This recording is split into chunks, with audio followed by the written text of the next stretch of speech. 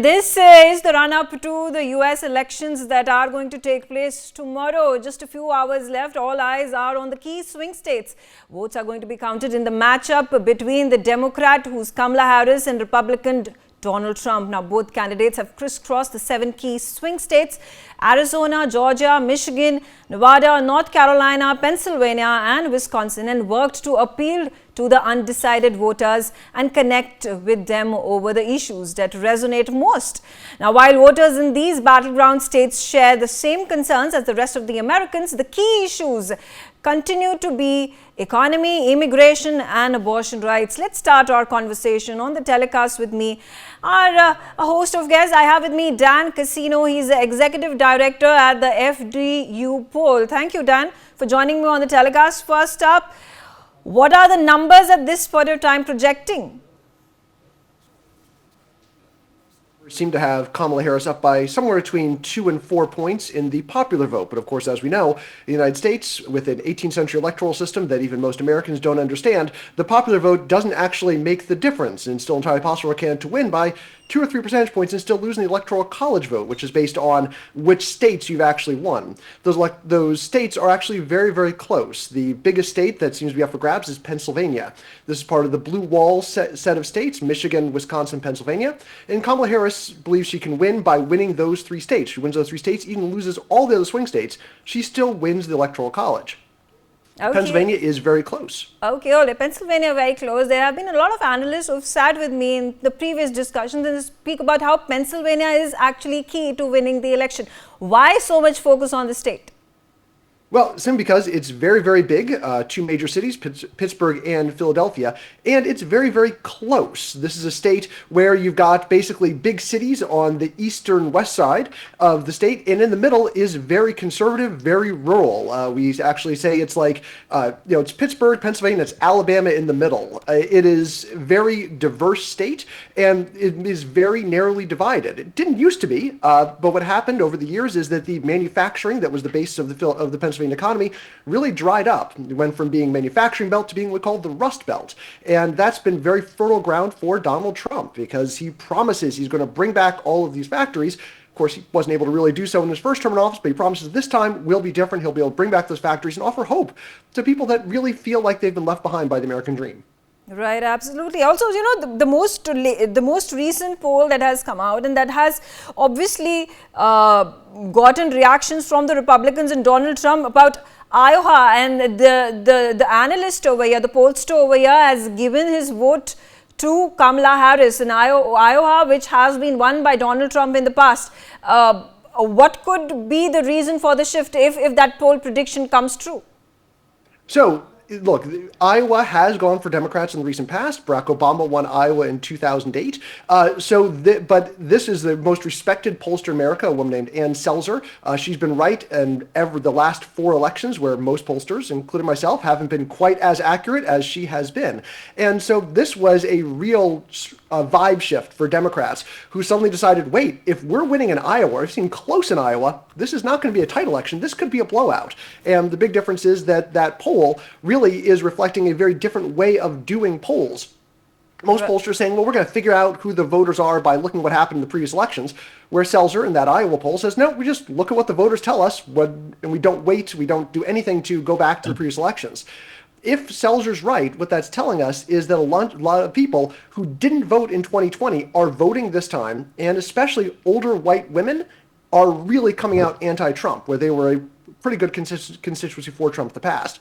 If that's the case, this is not going to be a close election. If Selzer is right, then we're going to be able to go to bed in the United States very, very early on Tuesday night. Okay, all right. So then, what's your poll projection at this point of time? Everybody has been coming out. Nobody is sticking their neck out and saying there's going to be one candidate who's going to be winning. It's a close contest everywhere. What's your poll projection? So our last run of polls, we show Harris up by 3 nationally, and if she's up by 3, that is in the popular vote nationally.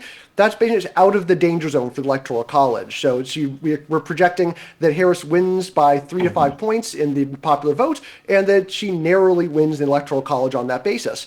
Of course, there's always opportunity for shenanigans after the vote in the electoral college and in the counting of the votes, but it looks like she should be up. That said, a the polls always have been wrong in the past and could be wrong again in the future. Do you think this Dan, could be a can blowout? I interject here? Yeah, Can I absolutely. interject? Yes, John. I've got a yes. question. Yeah. Can I? Yeah. We didn't introduce each other, so we don't really know who is talking, and that would be very helpful. Yeah, absolutely. Dan, That's Dan what Casino, Executive what Director of the polling- FDU poll. And of course, Don, you've been sitting with us regularly, but Don Ritter is the former Republican member of the US House of Representatives. Thank you again for joining me. You had a question for Dan. I didn't get that, by the way. It was, you got to slow down. We're working Okay. off I'm working off computer audio, and Okay. I got my name and Okay. something else. But Dan, a question for you. What polling outfit do you lead? So I lead the Fairleigh Dickinson University poll, the FDU poll. We're ranked 31 out of 500 polling operations in the U.S. and 538. We work out of New Jersey, but we do national polls and New Jersey polls. What's the name? What's the name of your organization? The FDU poll. Fairleigh SBU? Dickinson University. FDU. Fairleigh- As in F for France, D for Democrats, and U for Ukraine. Okay, all right. Now that we have a clarification over here, Dan, I'm going to come back Okay, to I want to make one other comment yes, on yes, Iowa. go ahead, Don. Yeah, okay. This Seltzer has been correct on Iowa in the past, Yeah. but the day, hours or a day after that poll came out, Emerson polling, which is also a highly respected, Emerson College polling, it's a highly respected, had Trump 8 or 10 points ahead. And all of the polling in Iowa has had Trump ahead. So you have to respect Seltzer, but there's a lot of doubt about how Iowa might come out, at least. Look, Don, with if respect Iowa to the winds up going polling for that has been done and the 10-point Emerson poll. Yeah. Okay. Don, if Iowa is in play, that means this election is wide open. And there is a lot of uncertainty around there. And of course, the nice part about polling is, with election polling, in about 2 days, we're going to know exactly how it came out. So we can all just find out together. Fair enough. Fair enough. Dan, also, interesting because there has been appeal that has been made by Donald Trump. He does not want polling to go on for days together. He wants the results to be out by 6th night. There have been a lot of questions being raised by the Republicans talking about if there is poll rigging that is happening. There have been a number of instances where these illegal votes that have been cast. Is this at this point of time building a narrative in the US elections, as has been the allegation made by the Democrats and other analysts, an attempt by Trump to once again cast aspersions on the democratic election process in United States of America? He's already done it. Former President Trump has already said that this election was rigged. And remember, 2016, which he won, he said was rigged. 2020, which he lost, he said was rigged. He's going to say any election is rigged, whether he wins it or not. And their Democrats are concerned that this is part of a larger strategy to try and overturn a loss if he were to lose again, as he did in 2020. We know in 2020 we did have the riot at the Capitol, the attempt to overturn the election. And, we don't think that Trump would be able to do it quite so easily this time, since he doesn't have control of the presidency, doesn't have control of the vice presidency. But it certainly seems like he is setting up for that possibility. There's also a lot of local election officials that are on his side and might aid and abet him in doing so. Peter Watson, former president and CEO of OPIC, also on the telecast with me. Peter, let's hear it from you about all these rhetoric that has been put forth by Donald Trump and Kamala Harris today, the last day of their rallying, and they are all in the swing states once again. And thank you for being able to join you on our team today. You made a very good point on an earlier broadcast. There's been a substantial amount of voting that's already transpired, and it's not clear to me that the remaining people who will vote tomorrow are going to be particularly swayed by the rhetoric of either of these candidates. I think you do have a small group of people perhaps who are still undecided, but it's not clear to me that they're going to make their vote on the basis of some rhetoric. Okay. Also, talking about early voting, why have these trends surpassed the 2016 elections, you take a look at the 2012 elections, of course, the 2020 year when the elections took place was a bit of an outlier, but why have we seen a trend being replicated in 2024? I think in no small part that the Republicans this time have changed their position in support of early voting or mail-in voting. They've understood that it's important to get as many votes as you can in early. And if we take a look at the registrations of voters, significant percentage increase of early voters this season, this cycle, have been Republican voters. Okay, all right. I'm also being joined by Ambassador Bhaswati Mukherjee. Ambassador, again, we have to take a look at what are going to be the global impact of elections being won one way or the other, Donald Trump or Kamala Harris. Focus right now, I would like to understand from you, how are India-US trade ties going to be impacted? The India-US strategic partnership is supported across the political divide, be it Democrats or Republicans. That being said, we've always had a much easier time with the Republican president because they are much more focused and pragmatic about trade issues, business issues, about strategic dangers facing United States, which are common to India, for example, China, how to deal with that issue. They have a business-like approach to the India-US strategic partnership, which in the case of Democrats gets occasionally complicated because of public sermonizing on human rights, caste system, condition of women, etc., which many Indians find hypocritical given the state of affairs on some issues in the United States. So I would therefore say that by and large, and this depends entirely on the American voter who they want as president, none of India's business. But if you're asking me what would suit from my perspective as a professional diplomat, a Trump presidency would suit India much more because Vice President Harris comes with all the baggage of the Biden presidency, and the Biden presidency has shown that it is unable to control the hostility towards India in the middle and lower levels of the State Department, a hostility which is not reflected in the top levels of the State Department. Therefore, a dichotomy of views on India, which unfortunately has not been brought under control, especially in the last few months where we've been having a crisis. So, he would be held responsible for that, even though it may not be fair to blame her, but people would say she was vice president, so whatever baggage comes with Biden goes to her. So from that perspective, I think, from my perspective, I would welcome very much a Trump president. Okay, that's interesting because Adit, get into the conversation. When we talk about Donald Trump, and he has always very vocally spoken about putting higher tariffs when it comes to imports. How will this dent India's trade ties with America if he were to come to power? I don't think so, because if we look at his presidency between 2016 and 2020, and if we look at his electoral rhetoric prior to 2016, he said a whole lot of things which may have sounded anti-India at the time. But when he was in office, was he a straight shooter, or was he basically indulging in the same sort of political correctness that the other Democrat presidents have demonstrated prior to him?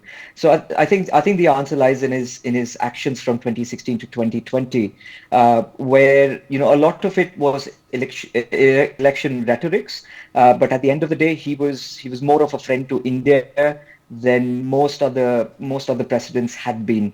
Plus in addition to that, his bonhomie with Narendra Modi, that was. That was testified by all of the rallies that happened in Howdy Modi, or when he came down to Delhi in 2018, as far as I can remember. But having said that, both the Democrats and the Republicans will seek to have better ties with India. But just as Ambassador Mukherjee mentioned, that the Democrats have maintained a sense of double standards, a sense of hypocrisy, where they want to use carrot and stick as per their whims and fancies. So they'll use up a PANNU, they will use up other avenues to basically antagonize India in a certain way. But at the end of the day, they are pushing away India by doing so, whereas Trump has been more of a straight shooter. And the relationship, he continues to mention that, that relationship is quite important. Even in the podcasts where he's spoken about Modi quite candidly, and he said, he's a strong-willed character and we're damn good friends. Okay, absolutely. In fact, that piece of news flashing on your screens, there has been an outreach that has been made in favor of Donald Trump, and Bosnian Serb leader has gone out and appealed to the people that the vote must go to Donald Trump. Now, Bosnian Serb leader Dodik has batted for Donald Trump, appealing for people, Serbian Americans living in the United States are then being appealed by the Serbian leader to cast their vote for Donald Trump. What are going to be the global repercussions? What is going to be the global impact of it all? Don, would you like to, get into the conversation, whether it is about the Ukraine crisis, we talk about the Middle East crisis, we also talk about the latest remark that had come from Donald Trump saying that, the state of the pitiful state of the Hindus living in Bangladesh would not have been tolerated and would not have happened if he were the president.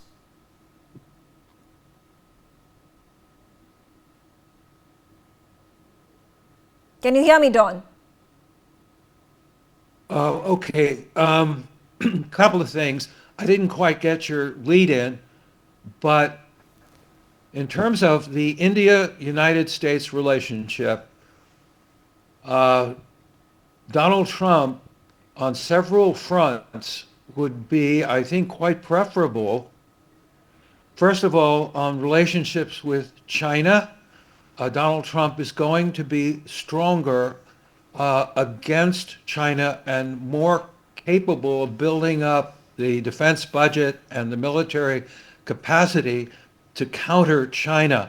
Progressive Democrats do not vote for defense budgets. That's number one. Number two, on trade, the tariff issue, I think, and a lot of pundits have said this, it's simply a club by which Trump seeks favorable trade relationships with other countries, the kind of arrangement we made with South Korea, with the new NAFTA, with North America, with Japan.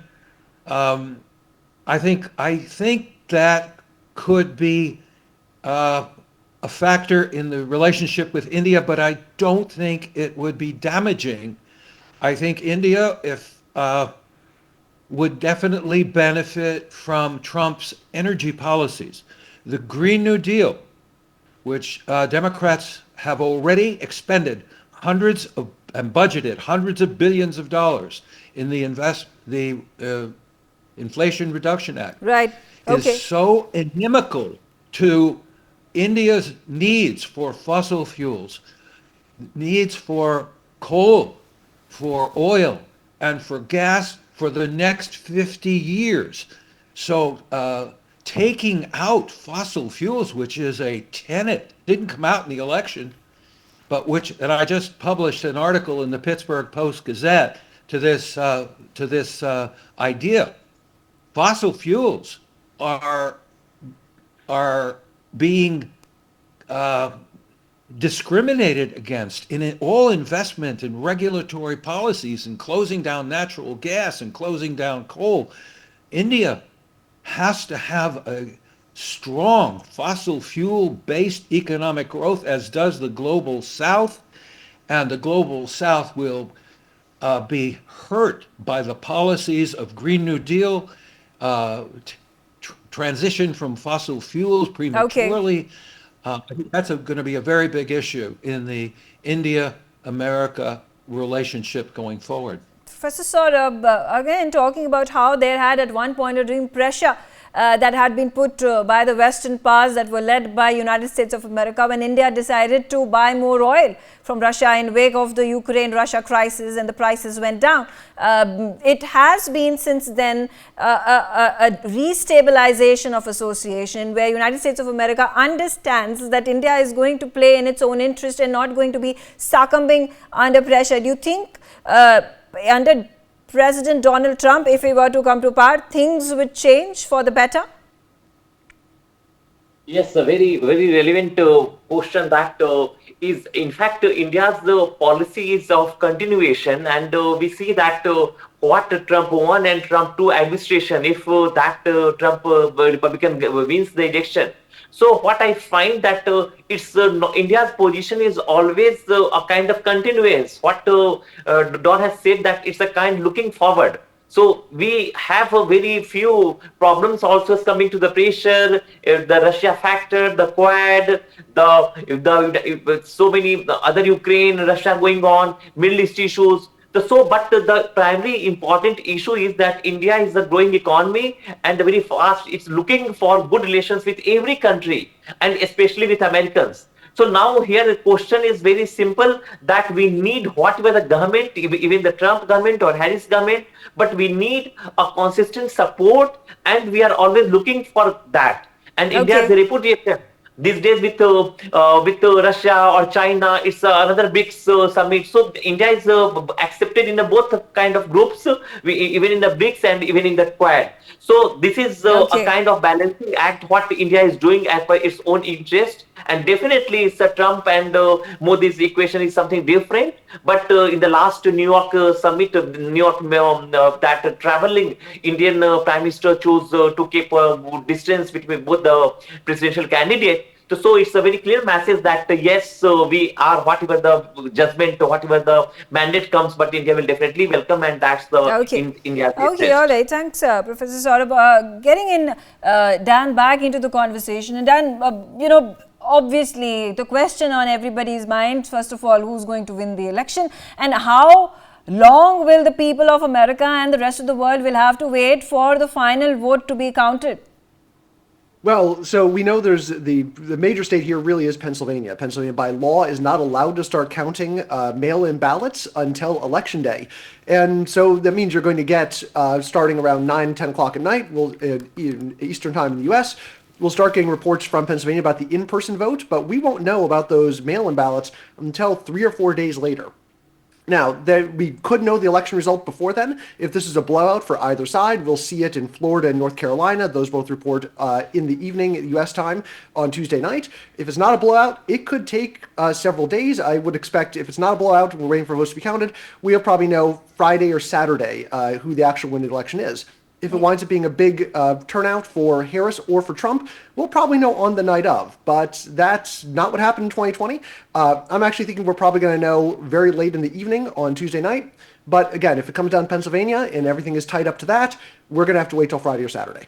Okay, there have been a lot of questions being asked and speculation being over from here. Pennsylvania, as someone who represented a congressional district in Pennsylvania for 14 years, I agree with Dan's assessment, but only to a certain extent, because as he knows, certain counties can be bellwether as to how the final turnout will be. So if you look at counties like my old congressional district, Northampton County, if you look at Erie County, if you look at Chester County, you can get some idea, if you compare with 2020 and 2016, how the votes are coming in, you can get a fair idea. So we won't know, as Dan says, for sure, but I think on election night, we're going to have a pretty good idea as to which way everything is trending by virtue of looking at critical counties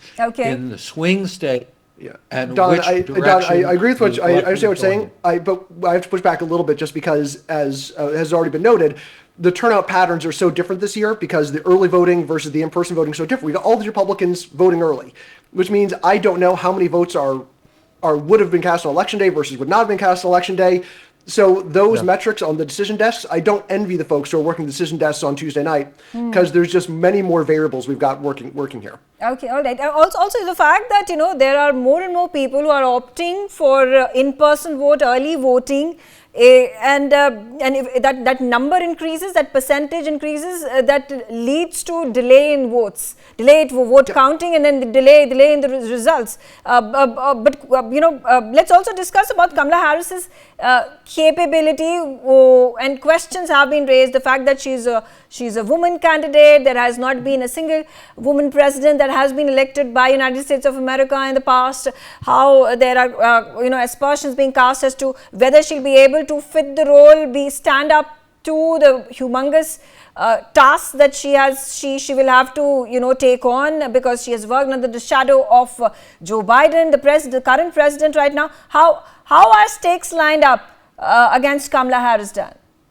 So we do actually see some degree of sexism. There are plenty of voters in the United States who just do not want to vote for a woman for president. They don't generally say that, although some Trump supporters do.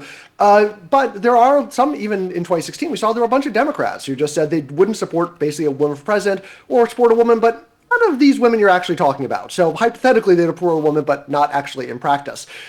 So that is a problem in the U.S. still. The bigger problem is that in the U.S., we still consider leadership traits to be masculine traits. And so female candidates have to show that they are masculine. And this leads to bizarre things like Kamala Harris talking about owning a handgun and how she's going to shoot an intruder in her home in an attempt to be masculine. And I know the Secret Service has not been doing a great job lately, but I don't think they're that bad that someone's breaking into the vice president's residence. So Harris, by our polling, has actually done a pretty good job of this, but showing herself to be masculine and feminine. But it is a harder thing. We talk about Fred Astaire and Ginger Rogers and those great dance moves in the 1930s. Fred Astaire had to dance. Ginger Rogers had to do it backwards and in high heels, and that's what Kamala Harris is doing right now. For more such videos, subscribe to the NewsX YouTube channel, hit the bell icon.